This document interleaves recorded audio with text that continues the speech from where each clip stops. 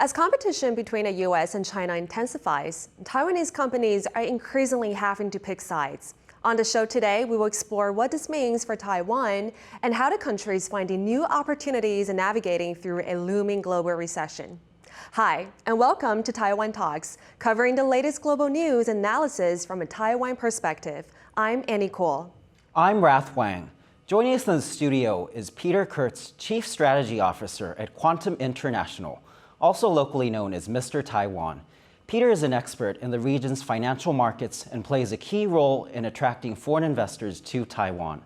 I also spoke earlier to the Thai representative to Taiwan, Twekiat Janprajak, Executive Director of the Thailand Trade and Economic Office in Taipei, in an exclusive interview on how Taiwan became the top investor in his country.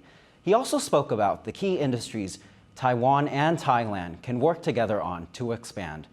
Before we dive into the specifics of Taiwan's investment strategies, let's start today's discussion with the bigger picture on where Taiwan stands in the looming global slowdown. Peter, my first question is about how we've seen interest rates hikes and how the Fed has come on later to say they will slow down those hikes. What implications do you think these have on Taiwanese businesses and companies here? Well, look, we're going into a tightening monetary policy era, and this is not going to be a 1 or 2 quarter process. It's going to be multi-quarter. It could potentially be multi-year. And don't forget, we have had excessively low interest rates and excessively loose monetary policies for over a decade now, with almost no reversal. And so in part for that reason, I personally don't think this is going to be a short tightening period. There's a lot of excesses that need to be unwound, a lot of excess debt that needs to be brought down. And we are also going into what many think is going to be a recession next year at full employment, at least in the United States and in many countries around the world. And therefore, it's going to take a lot more of this sort of tightening to really achieve what the Fed is trying to achieve, which of course is an elimination not just of inflation, but of inflation expectations. And that actually takes longer than just the headline inflation numbers as well. So I'm first of all not that optimistic this is going to be a short process, although the Fed clearly has indicated that the pace of the hikes will slow down, or at least the extent of each hike will be reduced. So this will take some of the pressure off of global economies. But again, this is not what the Fed wants. They want to put pressure on it. So this is why I'm not suggesting that things will necessarily get all that much better. That said, interest rates here in Taiwan have not been following the Fed's move in degree, and historically they have often not even followed in direction. And so I think Taiwan can still maintain somewhat of a more accommodating monetary policy and allow industry to carry on. And of course, interest rates, even if they are increasing a bit, are still quite low here. With the more accommodating monetary policy, do you feel this is good for the stock market, or how do you believe the stocks will react in that sense? Stocks absolutely benefit from a looser monetary policy, and they are hurt by tightening policy. We always say don't fight the Fed, and this is proven to be true cycle after cycle. What matters is not, though, as much the degree of the tightening, but the direction. And so as long as the Fed continues to tighten even at a slightly slower pace, it's going to be somewhat more negative for the markets. That said, historically, we know that the stock markets tend to anticipate economies by about 6 months, 2 quarters. And so if the economy is indeed going into a recession in, let's say, the middle of next year or even early next year, this Taiwan stock market and global stock markets may be hitting a bottom, sometime in the coming few months. So from that standpoint, I think we can take some solace.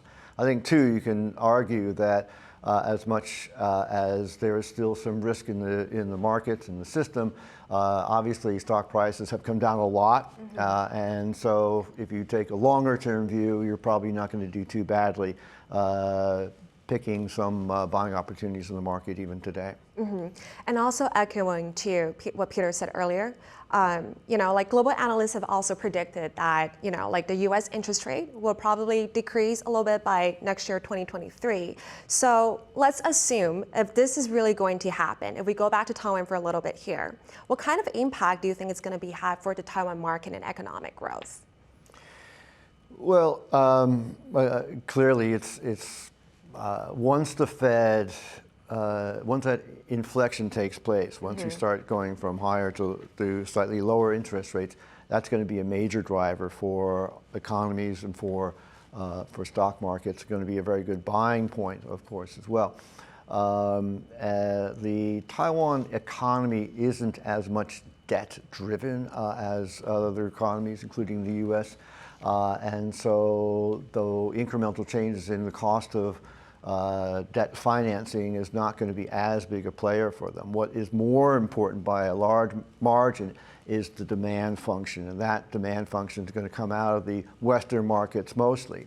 And for them, they are indeed more interest rate sensitive. So it's an indirect impact on Taiwan in that respect, that it will obviously be picking up demand. We're seeing probably the single most important product out there right now being smartphones, under a lot of pressure now, in part because of supply disruptions, but demand is weak as well. And so this is probably going to have the single biggest impact on the Taiwan electronics industry, and the electronics industry is the biggest impact on the Taiwan market and economy overall. So probably that one product alone is the key factor to be looking at.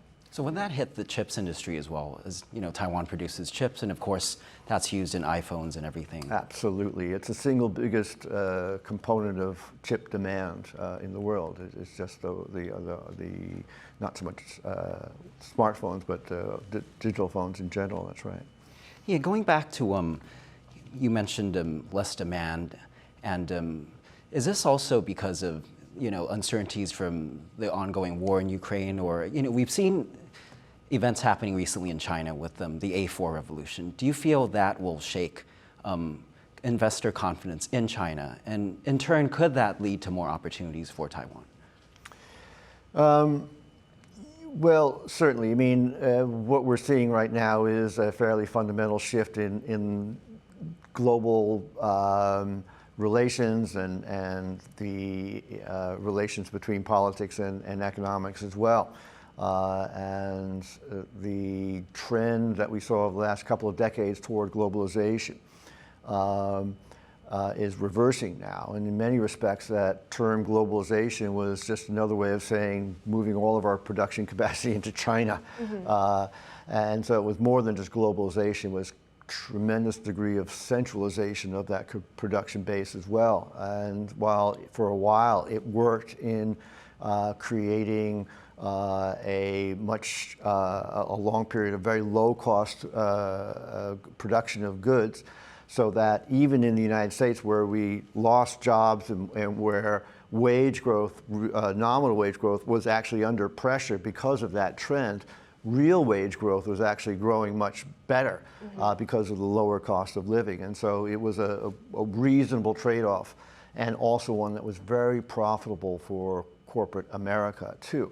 Now, as we go toward a decentralization of that production base, where we're reducing our concentration risk by putting productive facilities around the world, certainly around Asia, back here in Taiwan, to the United States even, Japan, and so forth, this is going to create some friction in that system and create a premium. In fact, Rahm Emanuel, the ambassador to Japan, referred to it as a predictability premium. We're actually intentionally, or at least knowingly, increasing the cost of our goods in order to assure the smooth supply and freedom from this disruption that we are seeing, currently now. So with this freedom, do you feel that these companies will actually move into Taiwan and supplement what you mentioned, the decrease in demand, and make up for that in Taiwan's industries?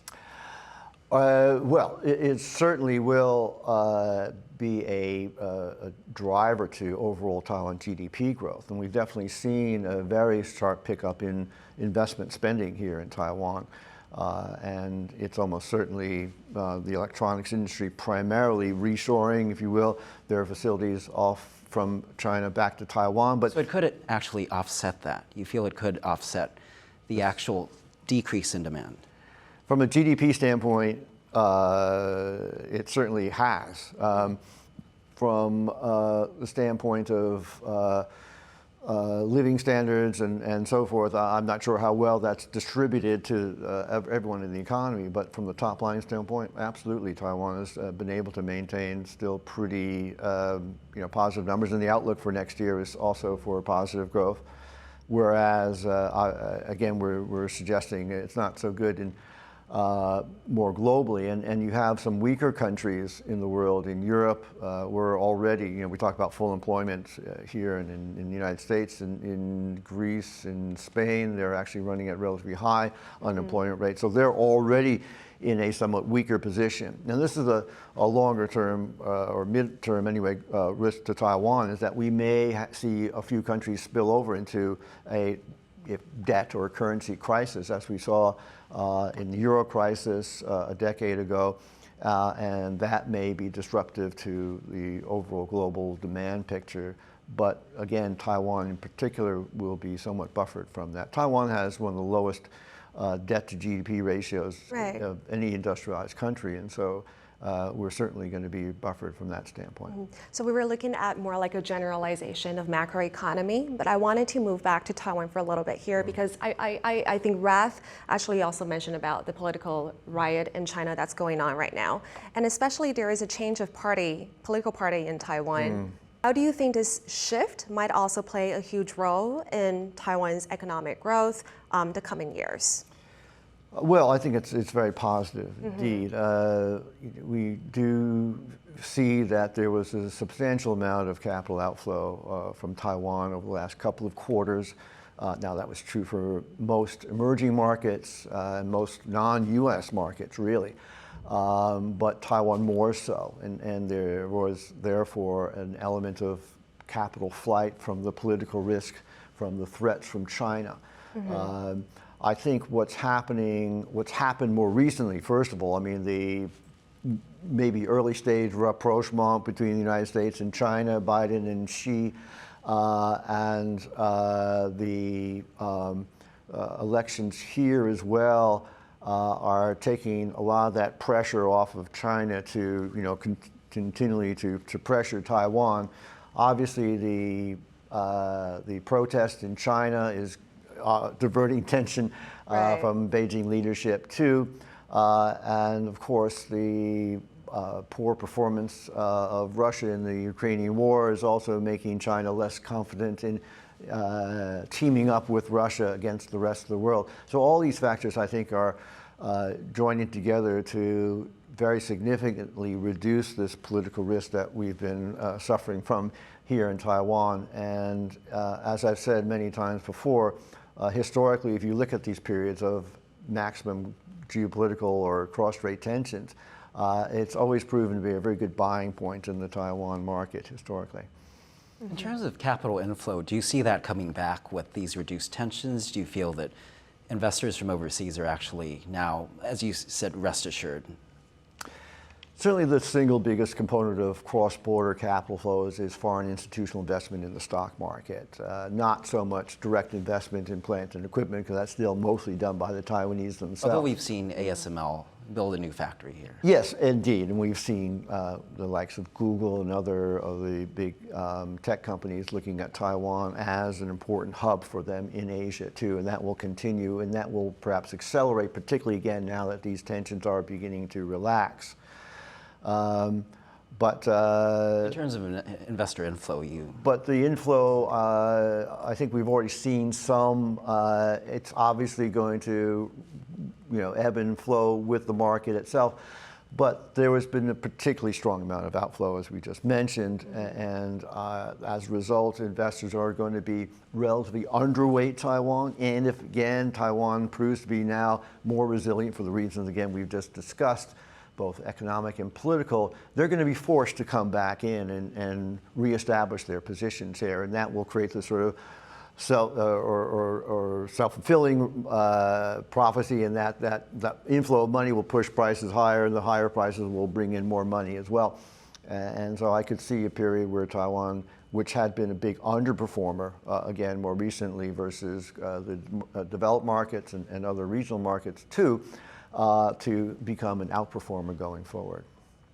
I wanted to go back to what Annie mentioned earlier, and she talked a bit about global economic growth and all that, but it seems that from the IMF, they projected 2.8% for next year, Taiwan growth, which is lower than the 3.3% that we saw for 2022. Do you feel that decrease is because of the uncertainty from political or geostrategic? I don't think so, actually.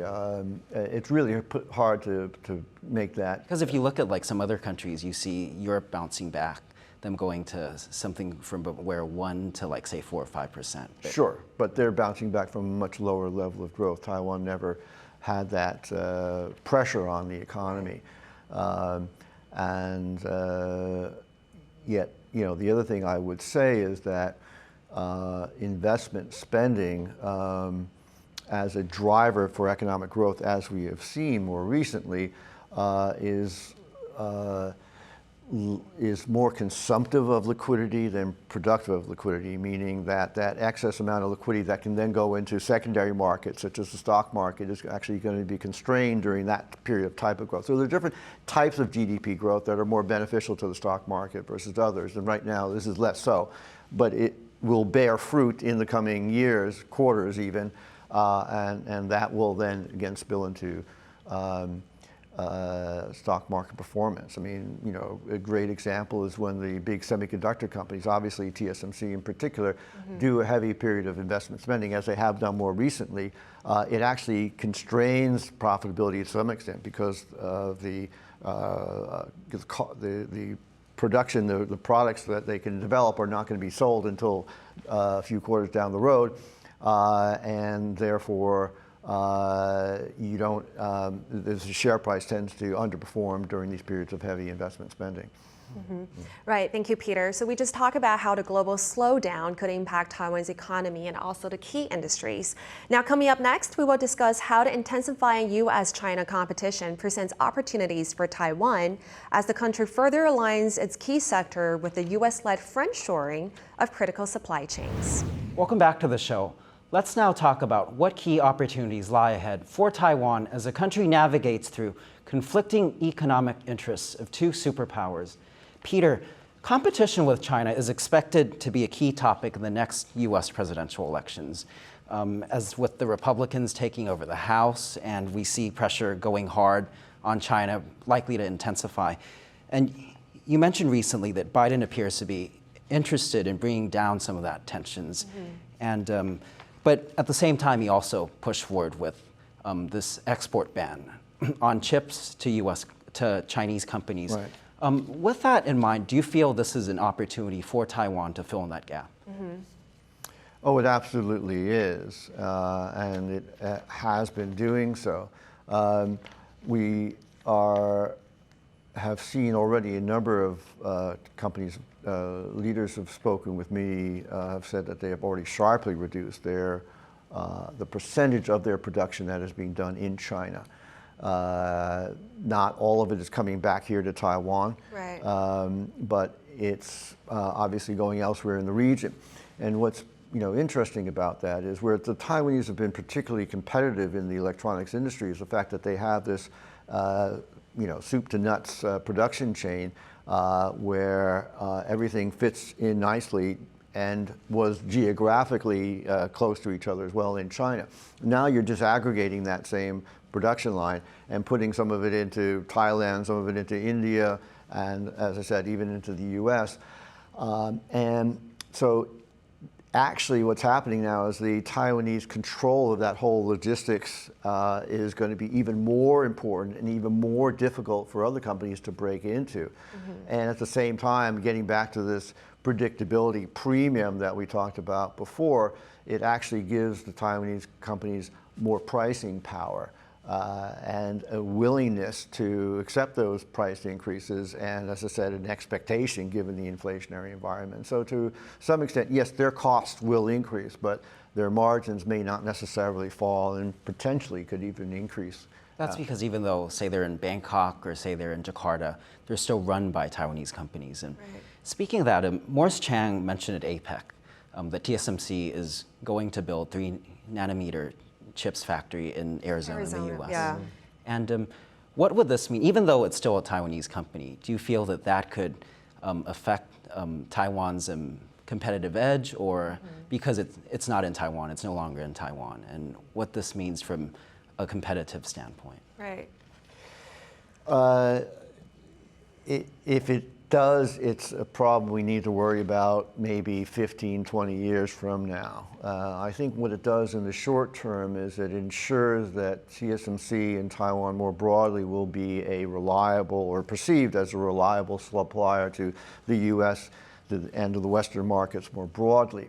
And therefore, there won't be any need to try to replicate what they're doing on their own and get other companies, Intel or whatever, to try to compete with TSMC. Yeah, because I think there was a huge concern that this high technology would be exported out and could be, say, used at other companies in the U.S., which is off the Taiwan soil. And as I said, that's inevitable. There will be some of that leakage, if you will, but for it to permeate not only to the, not only for the technology, I should say, to permeate to others, in the U.S., let's say, but to build up the surrounding ecosystem that is required to maintain a competitive semiconductor industry, I think is still, years, if not decades away.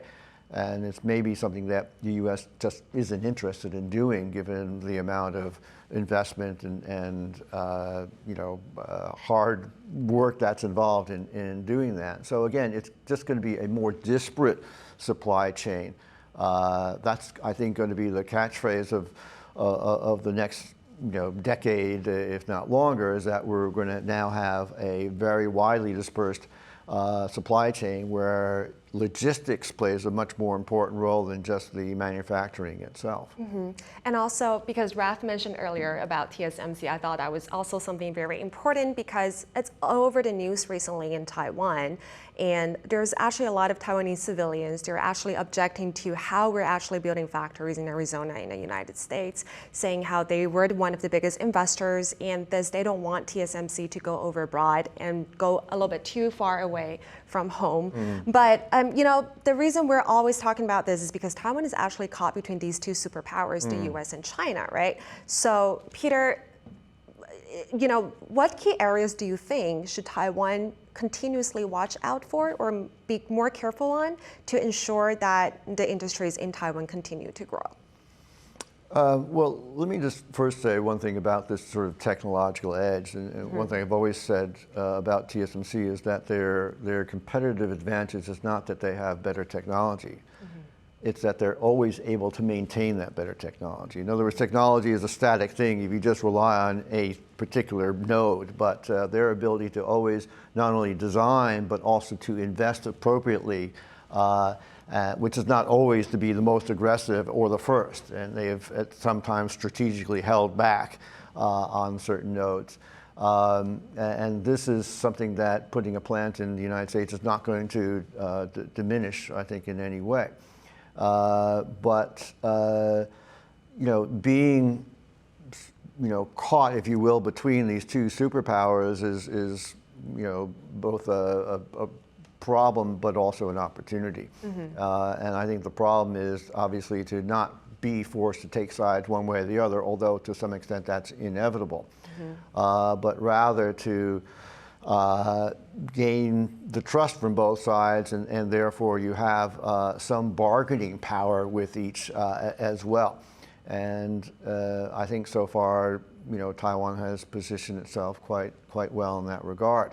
But it does mean, again, at this particular point in time, withdrawing to some extent from their very high degree of dependence on the China market. So that has to be unwound to some extent before I think things hit a new equilibrium. Speaking of unwinding with the Chinese market, what do you think this means for China itself, with the U.S. pulling out and with Taiwanese companies being forced to some extent take a side? Is it going to, say, limit their growth, or do you feel in the long term, as you talked about 10, 15 years later, we might have to, re-talk about or rediscuss this conversation? Well, I'm certainly no expert in the industry, but from my observation, I don't think it's possible for China to go it alone on this. And in fact, the United States doesn't have this technology either. And even Europe, which produces a lot of the critical equipment, ASML, of course, in particular, to manufacture these very high-end semiconductors, themselves can't produce the semiconductors either. And so it's a group effort, if you will. But there is a group effort to isolate China. And, well, exactly. The fact is, if that group is isolating China, then I don't see any way that China can break out of that without a tremendous amount of resources being pumped into that, which will certainly deplete the resources for other aspects of the economy.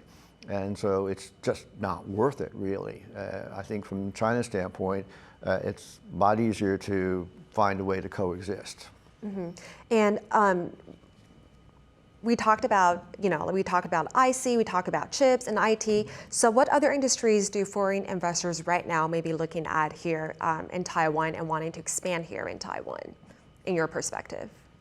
Well, look, I mean, to be absolutely practical, we have to admit that foreign institutional investors are, and by the way, I always like to call them international institutional investors rather than foreign. They're not really foreign. They're foreign to every country because they're going around the world investing anywhere. And so for them, they're, of course, by virtue of this position, they're very large in size, and they can't afford to invest in very small cap companies, even though that's something that Taiwan is particularly good in providing. But so semiconductors, I think, will continue to be a major focus, and of course the supply chain, IC design houses as well. Beyond that, though, there's certainly growing interest in the biotech industry here. This is, many years in the making. There were a number of false starts in the industry, the biotech industry. But now what we're beginning to see is not only success is really coming in terms of new drug development, in terms of actual revenues and profits from those sales, but also it's broadening as well. So it's not just one or two leading companies. And I think that will, and I would add that their share price performance has been strong, not only relative to other sectors of the Taiwan market, but to other biotech sectors in the region, and even versus the NASDAQ biotech index. And so I think this is all one reason to expect further investment flows there. Beyond that, I think EVs is going to be important too. As I've always said, once a product goes from an analog to a digital, and from a digital to a common platform that we saw with PCs originally going to Intel Windows-based platform, or the handsets going into iOS Android platforms. As EVs move into a common platform, of course more simpler to manufacture, there will be a push, as in these other cases, to go toward manufacturers who can manage a global supply chain, producing the right quality, price points, and quantity needed. And that, I think, will also be the trend for EVs. And then beyond that, we are also seeing, which is to some extent an extension of the electronics industry, is the software industry developing here too, in AI, in big data, in software services that are eminently exportable because there's no goods to move from A to B. And we've seen some good successes, still early stage, but very promising stories here in Taiwan in that space as well. Going back to AI, Taiwan's known as an innovation hub, especially with free press, freedom to do, think and innovate in whatever way. How much of that is from startups and new companies? There's so many startups that's actually targeting AI and also like what you mentioned earlier, biotech. So I feel like in terms of entrepreneurship, it's actually a very strong strength for Taiwan. Absolutely. I always think back what Andy Grove, the former chairman of Intel, said, I guess 20 years ago now, when asked about what do you think about internet companies, he said every company is an internet company. All companies are using the internet. And of course, it's even more the case now. And I think the same will be true for AI. Right. Having said that, just like back then, we had indeed purely internet companies that were pushing out their own products for those companies that didn't have their own internet, or in this case, AI solutions. And there's plenty of room for that to grow in the coming years ahead. And this is helping companies who have already lots of customer or market information and really don't know how to optimize it. So providing services like that as an overlay to what the companies are already doing. So it's not really doing something separate or particularly unique, but providing these services to companies that are struggling with keeping up with those trends. Using the cloud as well is another area where Taiwan companies have done quite well in providing that intermediary product service support as well. So earlier we just talked about a lot of opportunities and also the key role Taiwan can play, especially as the U.S. realigns its supply chains away from China. Now coming up next, we will hear from the Thai representative to Taiwan as he spoke to Rath earlier on his country's hosting of APEC this year and how electronic vehicle technology and green energy has pushed Taiwan to become Thailand's top investor in 2022. Welcome back to the show. Let's now hear from Thai representative to Taiwan, Twekiat Janprajak, the executive director of the Thailand Trade and Economic Office in Taipei. He spoke to me earlier in an exclusive interview on Thailand's progress with hosting this year's APEC, from furthering trade to promoting regional eco-friendly investments. He also touched on how Taiwan became his country's top investor in industries both countries can work together to grow.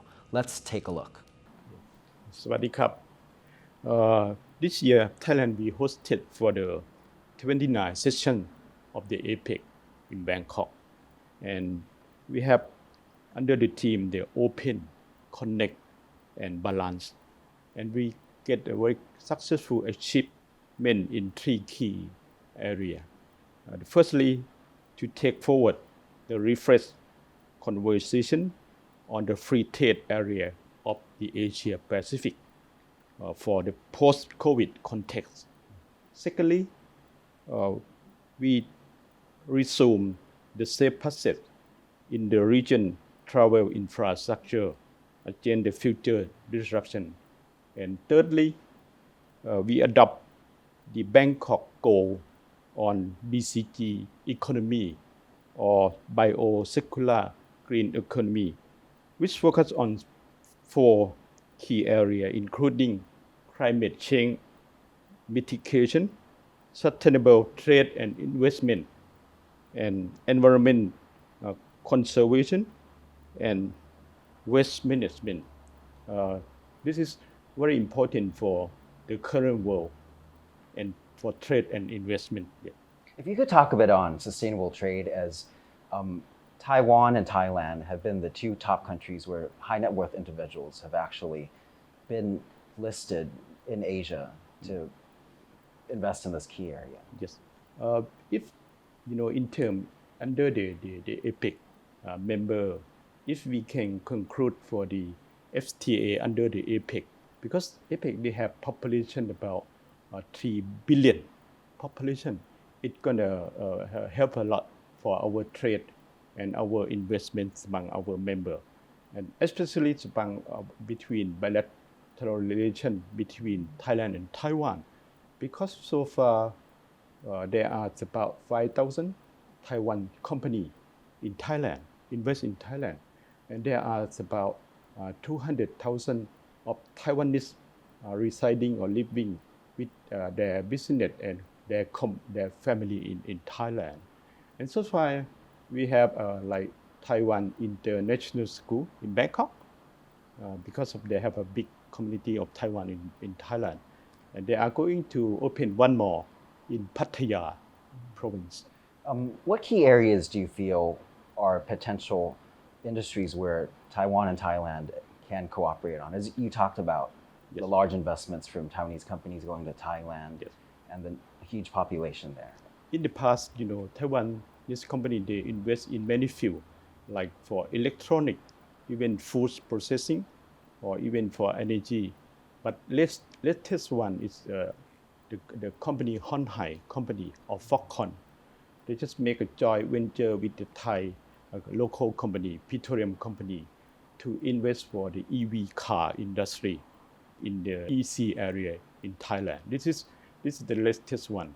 And apart from that, we have the petroleum company in Thailand. They just make a joint venture with the Danish company to invest in offshore wind farm in Taiwan.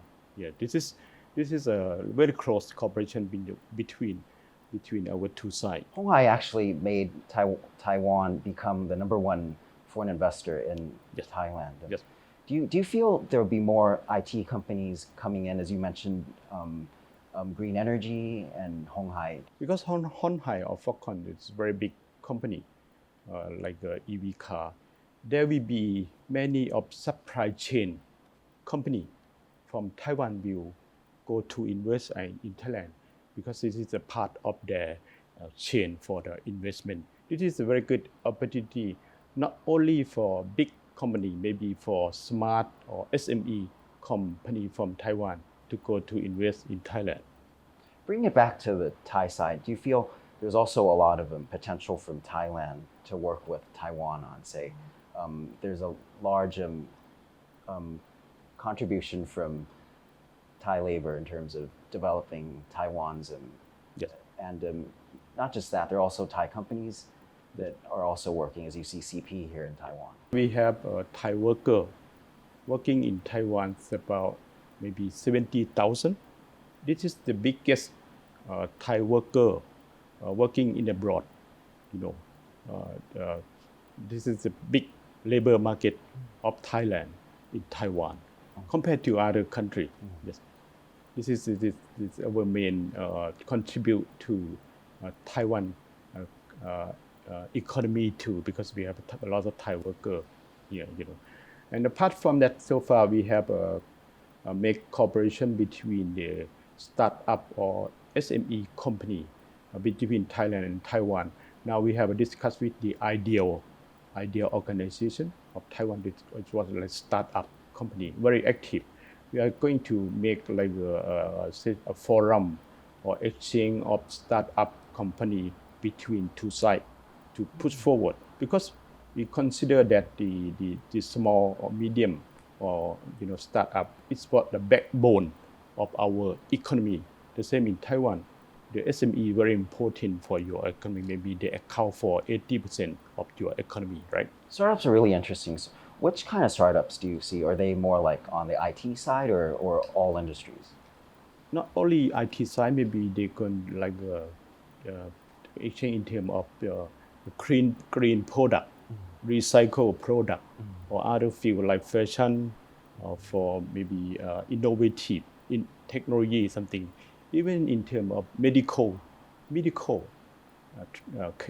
equipment, because Thailand was a hub of healthcare treatment, because we have many foreigners coming to Thailand for their medical treatment, and we need a lot and to import a lot of medical equipment. Taiwan is the main supply chain for our medical healthcare too. Yeah. Such as for Bumrung Rath Hospital, all these hospitals. Early of December, they're gonna have a Taipei, I think, medical exhibition. There will be many Thai hospitals will come to attend this exhibition in Nankang Exhibition Hall. You just heard earlier Thailand's representative to Taiwan talking about how electronic vehicles EV technology has made Taiwan his country's top investor. Let's now discuss key opportunities on investing in countries targeted by the Taiwan government's new Southbound Policy. So earlier, the Ministry of Economic Affairs actually estimated that by 2025, Taiwan's EV industry output will approximately be around 20 billion US dollars, but this does not include the component or also other businesses in the EV supply chain.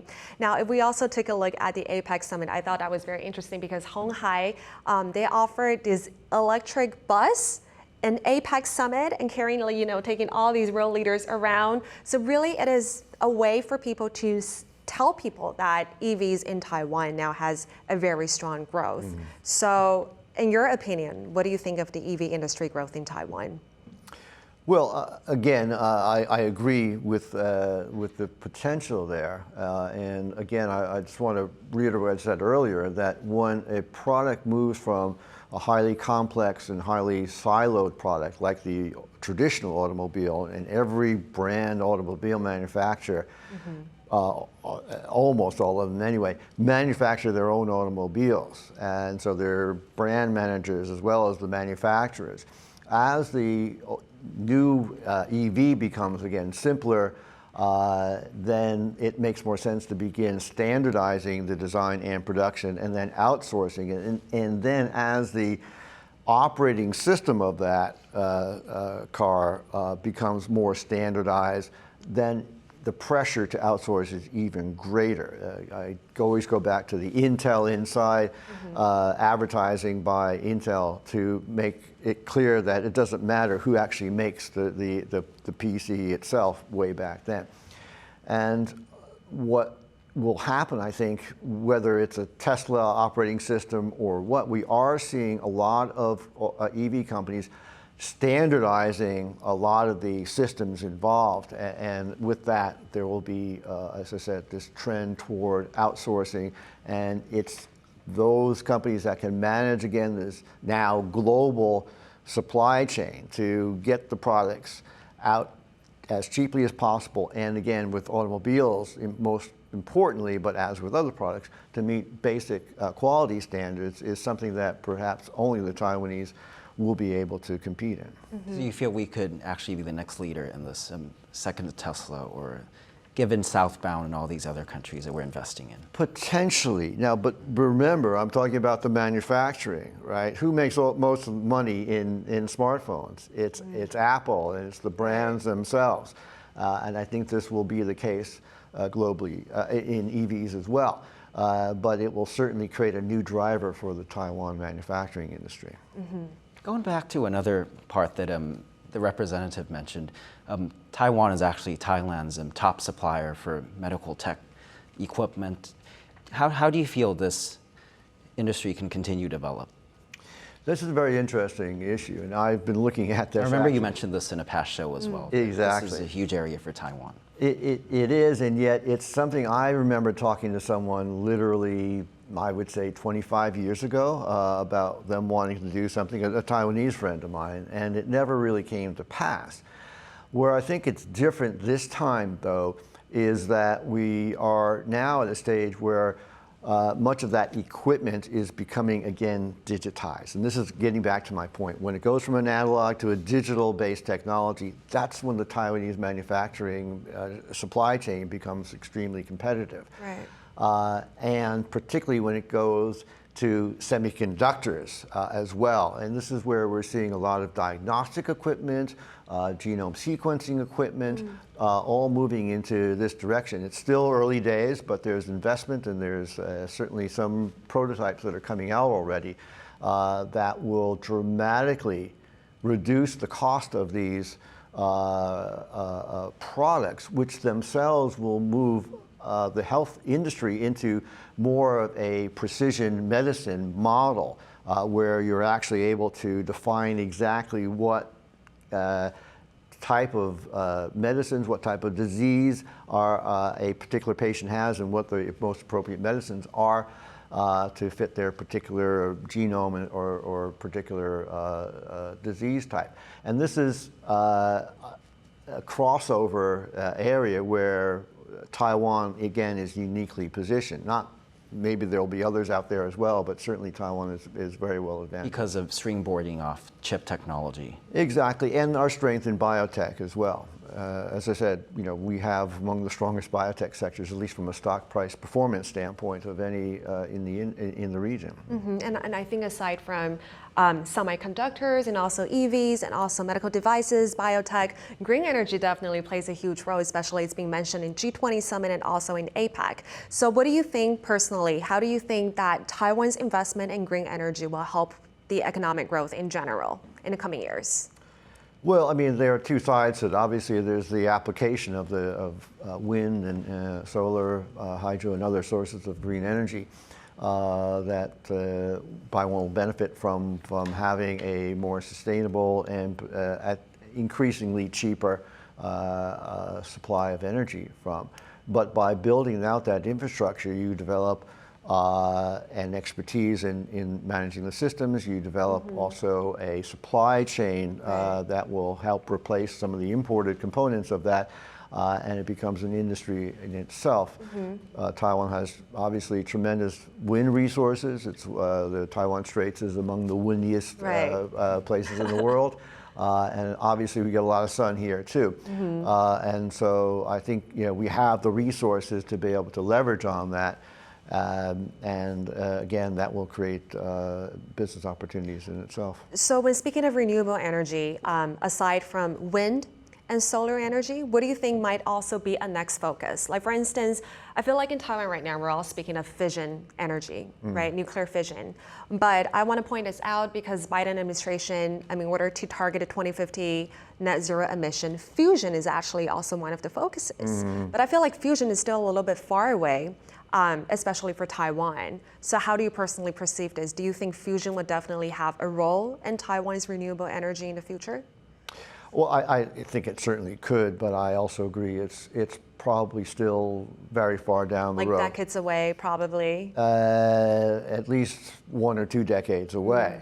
But that's not unusual. These technologies often take many decades to develop, and we have alternatives along the way, and I still think that fission is going to be among them. What's happening now is that there's a new generation of traditional, if you will, nuclear power plants that are what they call small module reactors. So these are much smaller self-contained reactors that doesn't have any spent fuel rods problem, because they're basically disposable plants, or at least the disposable fuel components, which are then shipped back to the supplier for reprocessing. And so it takes that particular problem away. They're small enough to sit on barges, and therefore you don't have to worry about risk to the community around them. That's something that's actually in process now. There are working plants of this type out there, and something that perhaps Taiwan could leverage on as well. Okay, so I feel like for today